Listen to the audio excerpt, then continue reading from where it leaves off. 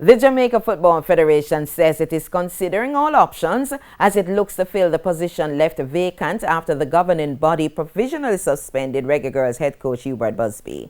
The JFF announced Busby's suspension on Tuesday in the wake of sexual misconduct allegations leveled against him by former player with the Vancouver Whitecaps Mallory Enoch.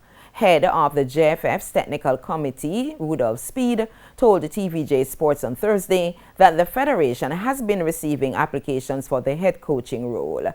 But Speed stressed that Busby has not been dismissed from his job, but given the uncertainty on when FIFA will complete its investigations, the federation needs to have an acting head coach in place in short order. Speed says the JFF will also consider assistant coach Xavier Gilbert among the options going forward. The Reggae Girls will be hunting back-to-back FIFA World Cup appearances when they contest the CONCACAF World Cup qualifiers, which begin in February. The final FIFA window for the year is later this month, and it had been hoped that the Reggae Girls would assemble a local camp. The Reggae Girls played out a 0-0 draw with Costa Rica in an international friendly last month.